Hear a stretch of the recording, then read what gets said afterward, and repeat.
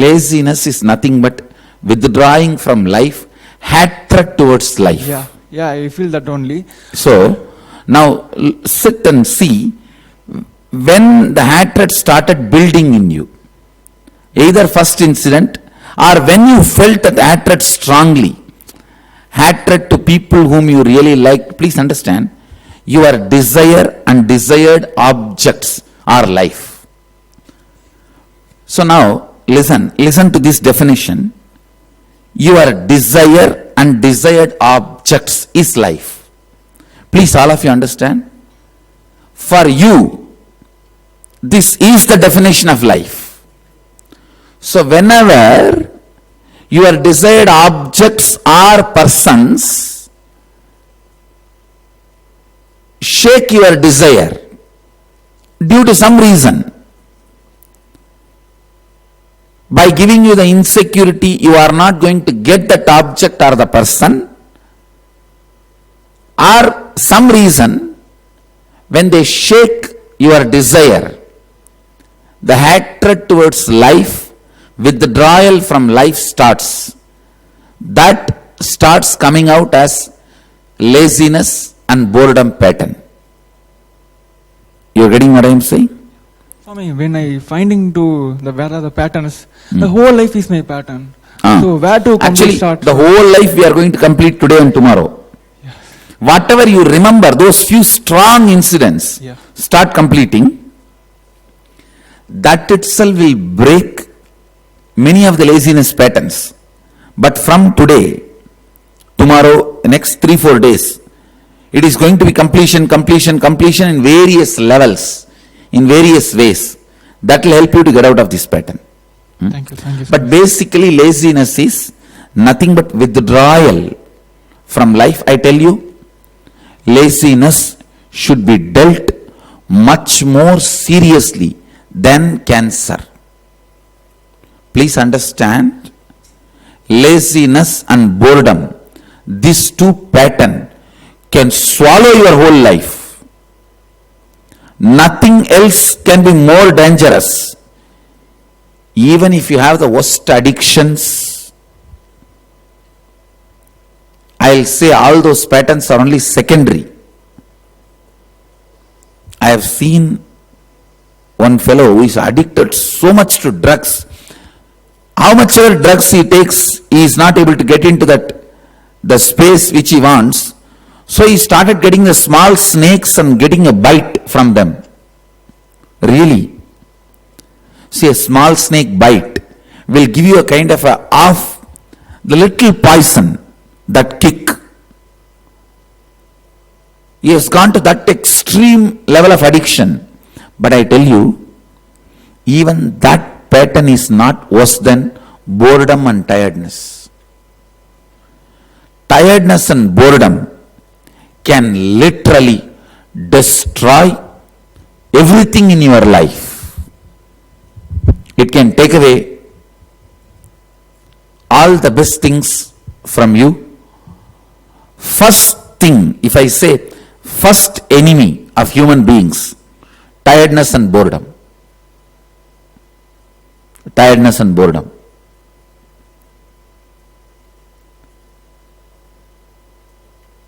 So in this next 2-3 days of completion, all of you will encounter tiredness and boredom in some form. Don't ever justify. Please understand. Tiredness and laziness and boredom will always make you feel that it is your friend. See, people are exploiting you. Why don't you come to bed? Be with me. I'll take care of you. I'll protect you. It will act like a friend, but that is the worst drohi, traitor. Tiredness, laziness, boredom is the worst traitor. It will act as if he is your friend and he is doing good to you, but suddenly you will see so many beautiful things in your life you lost, you did not risk because of your laziness and boredom. Boredom actually reduces the respect you have on you. even when you make decisions, should I marry this person or not? Should I keep this friendship or not? Should I enter into this business or not?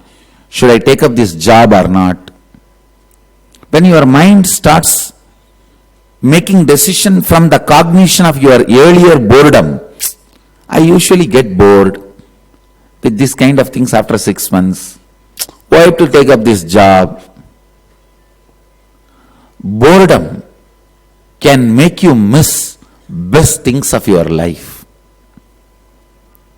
Never entertain boredom as a friend. Please understand. Even though he looks almost like a friend, he will make your father as your enemy, your mother as your enemy, your boss as your enemy, ultimately even your guru as your enemy. Now, so many of my disciples feel I am their enemy due to their boredom and tiredness. But they don't understand. Their boredom and tiredness is their enemy. I am their friend.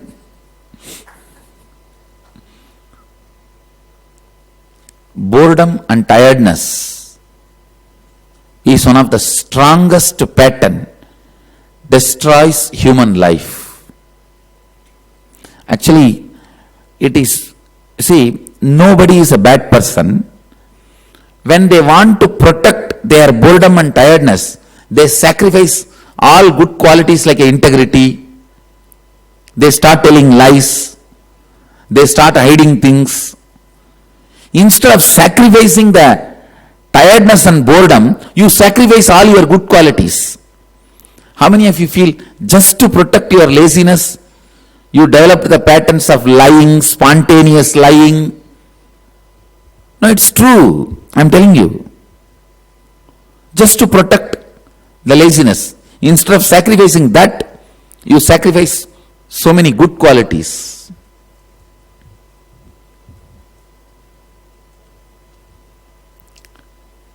It's everyone's problem. So from today when we work, it's mostly hatred towards the object you loved or persons you loved, or the hatred towards your own very desires. When you are convinced your desires are not going to become reality, then the laziness and tiredness and boredom, that becomes your everyday response to life. That becomes your natural response to life.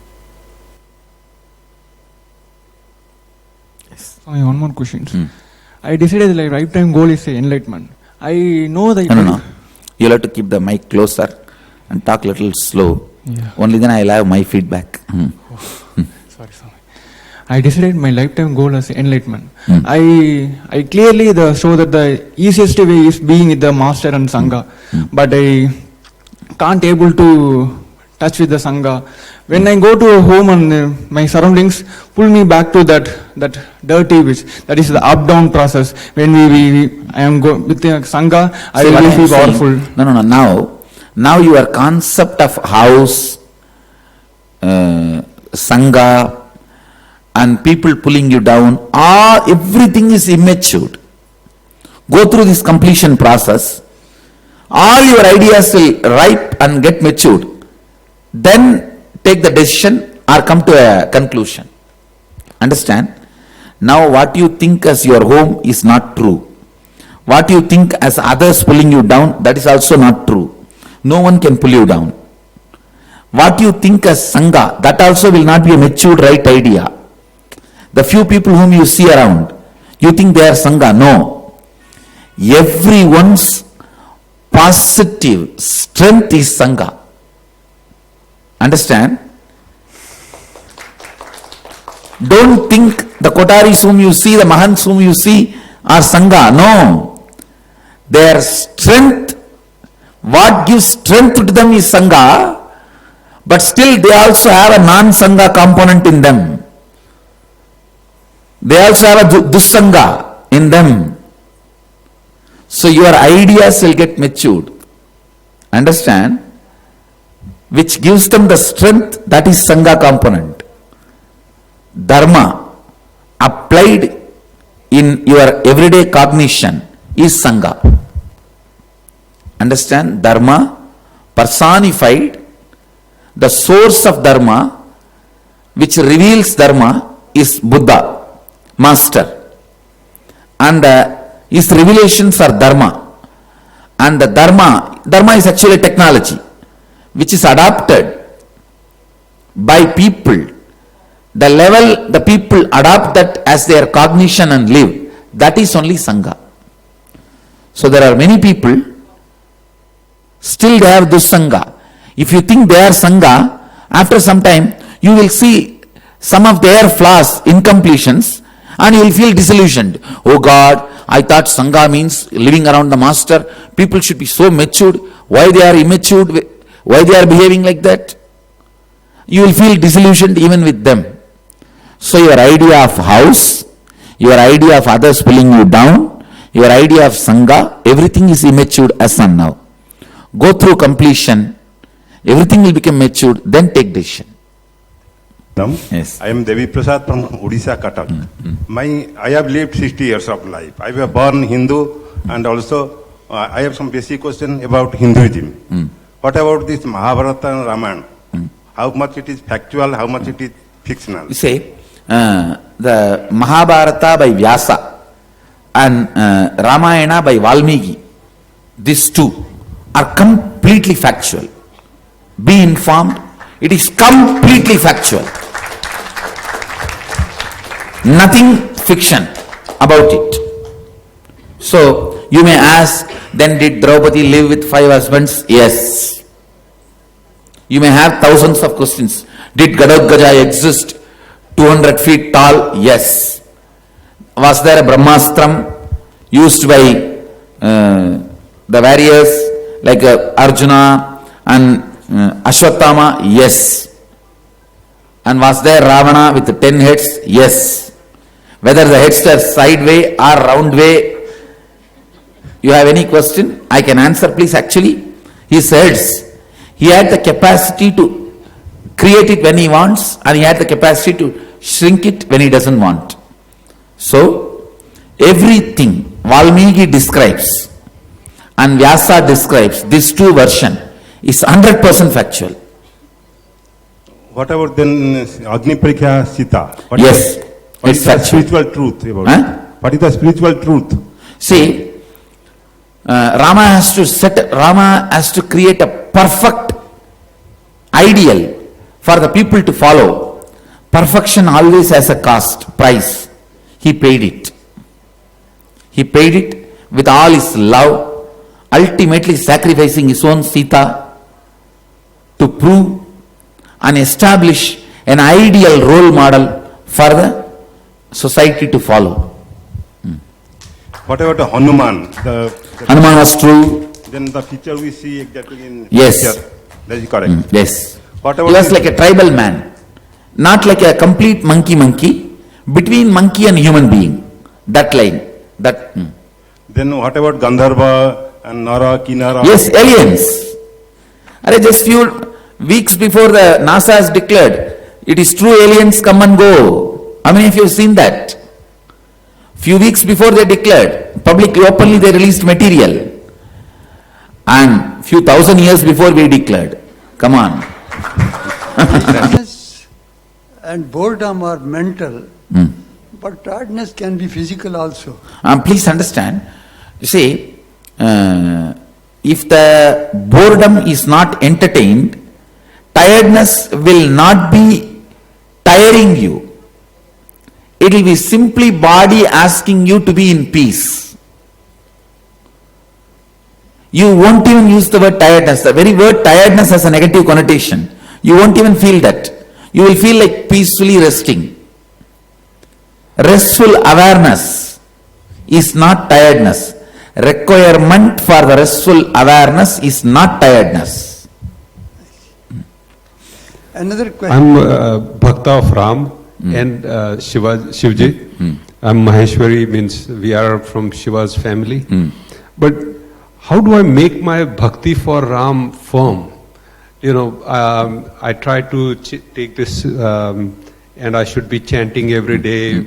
But See, actually, I think, yes, go ahead. if you bring completion in you, the overflowing life energy will become devotion. Awesome. It's a lack of life energy is responsible for lack of friendliness, lack of devotion. Okay. See, with human beings when it flows it is friendliness. Yes. Towards God when it flows it is devotion. Yes. But both life energy only flows. I agree. When there is a lack of life energy, both will not be there. Okay. When the life energy opens up, both will be there. So, means coming here is gonna help in that Natural. process, and Natural. the flow will Naturally. and you are gonna put the embankment and guide it. Thank you very much. Jai Sri I see Ram. to it, you experience Rama. Swamiji, why do rishis those days use only deer skin or tiger skin, not other animal skin for their doing Actually, these tapas? two skin, see, in our body, when we meditate and Kundalini gets awakened, very subtle but powerful current kind of energy gets generated. These two skin is capable of stopping the leakage of that energy.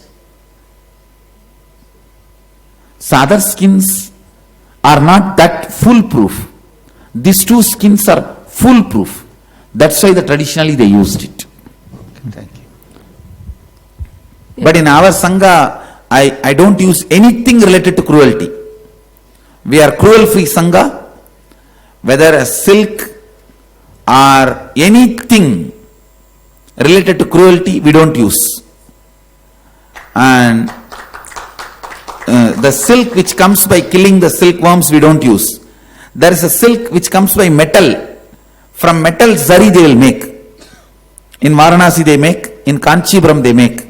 Only that silk used. The deities are wearing the silk, which is metal. It is not silkworm silk, that silk by the silkworms. This is not that silk. This is silk by the copper wire. Thin copper wires, they are made like a thread, and that is used. All the silk that gods are wearing are thread or metal. They are not silkworm thing. So I don't use, not only I don't use in our Sangha, we don't use anything which comes by cruelty. Even medicine. If it is from animal products, we don't use. Actually, this is question that my son asked me a few days ago, and he said we'd keep talking about third eye, but which one is my first eye? Is it the left or the right? And I said, I don't have an answer. You see, it's actually for men, left eye is the first eye. For women, right eye is the first eye. Okay. Because the other part starts working first. So the left is for the... For men, this eye is the first eye. For women, this eye is the first eye. Okay. Okay. Thank Because for men, this area belongs to emotion and this area belongs to logic. Okay. Logic, this ear will work first. Okay. Logic is sound. Emotion is vision. Okay. This eye and this ear will start first acting. Okay. For men. For women, it will other way. Okay. So with the third eye awakening, is it... All the three will be awakened. The whole thing will be awakened. Okay. Thank you so much. The Garbha Upanishad, actually the conception and delivery, the whole thing is described in Garbha Upanishad. In there is Upanishad, which is from Ayurveda, which is the Ubanga of the Vedas. So that describes clearly how each parts of the body develops. The last you develop is lungs in the body. So in that science they are clearly describing which part starts working first and all that.